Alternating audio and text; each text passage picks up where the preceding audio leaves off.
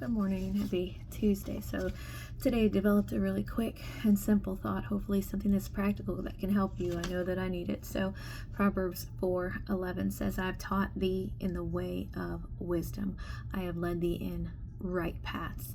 And this whole little devotion or thought that God gave me is regarding the paths, the right paths. If you continue to read that chapter, you'll see several more things, but specifically in verse 26 and 27, it says, ponder the path of thy feet, and let all thy ways be established. Turn not to the right hand, nor to the left. Remove thy foot from evil. And so from just thinking about those things, right, I'm just going to say one thing that we know about God is that he's always going to lead us towards what's right and to the right path. He doesn't lead us to sin. He doesn't lead us to wrong. He doesn't lead us to the wrong path. He always leads us in the right way because he is always good. But it isn't always easy to choose that right path. You know, there are things that cause us to want to choose the wrong path. And then there's the other alternative. It's not always easy to choose a good path and the best path, because sometimes there's just more than one path and neither of them are necessarily wrong, but one of them is the right one or maybe the better one, and it's not always easy to choose that. So how do we distinguish between what's right and wrong and what's good and best? All right, so couple ways that can help us decide based on the scripture and also some of the other reading that I had this morning. So number one, has this path been proven in his word? And what I mean by that is a lot of times the scripture and the stories, illustrations, analogies can show us, they give us discernment, they give us wisdom, and we can see directly that, hey, doing this would be bad, doing this would be a wrong path. Because this person did it, I see it in the Bible, this person took that path and it was wrong and it didn't work out and it caused a lot of problems. Or this person took this path and it was God leading them and it was it blessed abundantly and God was able to use it mightily. So has it been proven in his word? Okay, that's one of the best ways to have discernment. Number two, have I really spent enough time weighing it out in my mind and praying about it? That verse 26 said, ponder the path. We're going to sit there and really consider, what are the consequences of these going to be? What are going to be the fruits of this labor?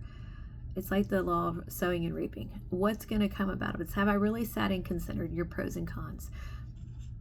And have I prayed about it, right? If we can ask wisdom of God, who he gives to us liberally, right, to anyone liberally, then we shouldn't just make quick and hasty decisions. We should truly be spending time weighing those things out in our mind. Is this going to be best? Is this what's right? Is this proven in the word?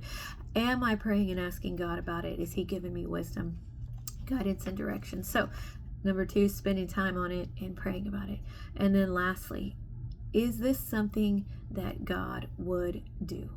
Is this something that God would do? I want to show you Philippians 2:12 through 16. It says, wherefore, my beloved, as you've always obeyed, not as in my presence only, but now much more in my absence. He says, work out your own salvation with fear and trembling, for it is God which worketh in you both to will and to do his good pleasure. Okay. It's God that works in us. So is this something that God would do? He goes on to say, do all things without murmurings and disputings, that you may be blameless and harmless, the sons of God, without rebuke, in the midst of a crooked and perverse nation, among whom you shine as lights in the world, holding forth the word of life, that I may rejoice in the day of Christ, that I have not run in vain, neither labored in vain. All right. Would God do this? Because he puts things in us. He puts all the good that we have in us. It's from God. And so if what we're working out isn't good, it's not of God. If he couldn't do it because there's no sin in him, he can't sin. He's not going to sin. He's not going to, let's not sit there and try to make God something he's not. If God can't do it in us, then we ought not to do it. Right? So simply, there is a right path and there is a wrong path. We're not talking about the good and better paths. We're talking about the right path and the wrong path right now. Which one would you want to be on? Simple as that. Would you want to be on the wrong path? Or would you want to be on the right path? Think about that.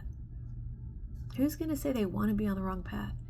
Yet many people choose it over and over and over simply because they don't care what the word has to say. They haven't put in any consideration or prayed about it, and they're not even letting God do the things he wants to do in and through them.